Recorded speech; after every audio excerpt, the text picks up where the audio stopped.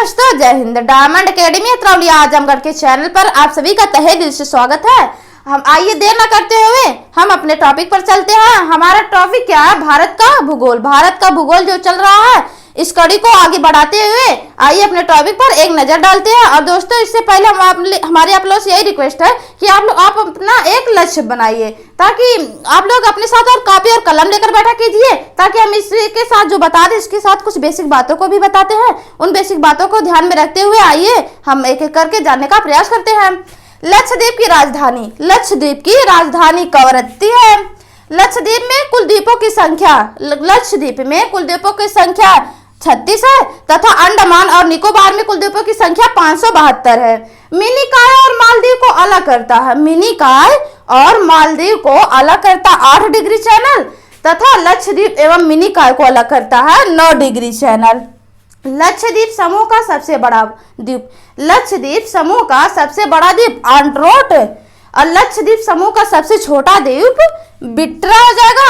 और लक्षद्वीप निवासियों की भाषा, लक्षद्वीप में निवासियों की भाषा मलयालम भाषा बोली जाती है वहां।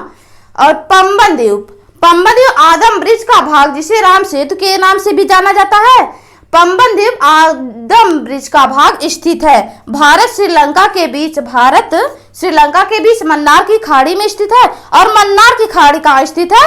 बंगाल की खाड़ी में।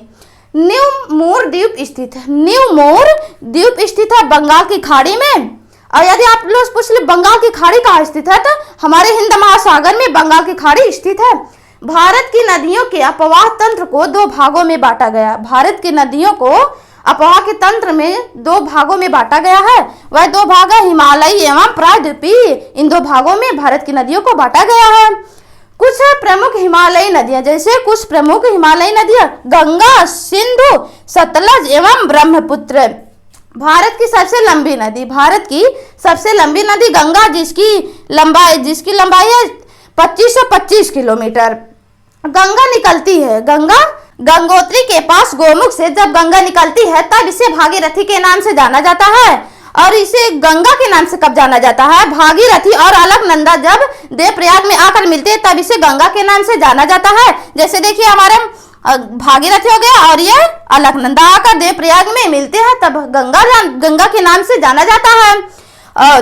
यदि आप लोग इस पूछे देवप्रयाग स्थित कहाँ है, तो उत्तराखंड राज्य में स्थित है। और देवप्रयाग से जब गंगा निकलती है, देवप्रयाग से होते हुए, तो उत्तर प्रदेश, बिहार, पश्चिम बंगाल से होते हुए बांग्लादेश में चली जाती है और आकर बंगाल की खाड़ी में गिरती है, आकर बंगाल की खाड़ी में गिरती है। तो वहां विश्व का सबसे बड़ा नदी डेल्टा का निर्माण होता है, जिसे सुंदरवन डेल्टा के नाम से जाना जाता है। आइए आप देख लें इसके आगे।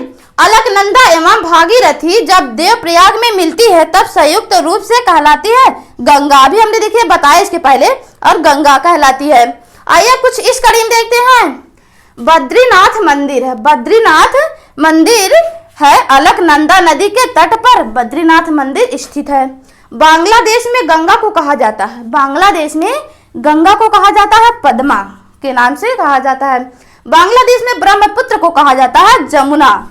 गंगा तथा ब्रह्मपुत्र की संयुक्त धारा को, गंगा तथा ब्रह्मपुत्र की संयुक्त धारा को मेघना कहा जाता है।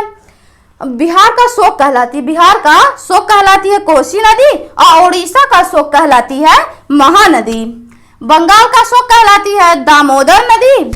दामोदर नदी निकलती कहाँ से है? छोटा नागपुर के पठार से दामोदर नदी निकलती है। जैविक मरुस्थल कहलाता है, जैविक मरुस्थल कहलाता है दामोदर नदी। केदारनाथ रुद्रप्रयाग के मध्य बहती है, केदारनाथ रुद्रप्रयाग के मध्य बहती है, मंदाकिनी नदी से बहती है। गंगा नदी की एकमात्र सहायक, गंगा नदी की एकमात्र सहायक नदी जिसका उद्गम मैदानी भाग से है, तो गोमती नदी हो जाएगा। गंगा की सबसे बड़ी सहायक नदी, गंगा की सबसे बड़ी सहायक नदी यमुना नदी। यमुना नदी का उद्गम, यमुना नदी का उद्गम कहाँ से होता है? बंदरपुर के यमुनोत्री से यमुना नदी का उद्गम होता है। सोन नदी का उद्गम कहाँ से होता है? अमरकंटक से सोन नदी का उद्गम होता है। और गंडक नदी को नेपाल में, गंडक नदी को नेपाल में कहा जाता है शालिग्राम एवं नारायणी। गंडक नदी को नेपाल में शालिग्राम एवं नारायण के नाम से जाना जाता है और कहा जाता है। दोस्तों, हमारे भारत कुछ महत्वपूर्ण तथ्य था। हमारा अनुभव कैसा लगता है आप लोग कमेंट सेक्शन में जरूर बताया कीजिए। और यदि हमारा बताया तरीका अच्छा लगता हो तो आप लोग हमारे वीडियो को ज्यादा से ज्यादा लाइक कीजिए, शेयर कीजिए। फिर मिलते हैं इसी के नेक्स्ट पार्ट में। Thanks for watching my video.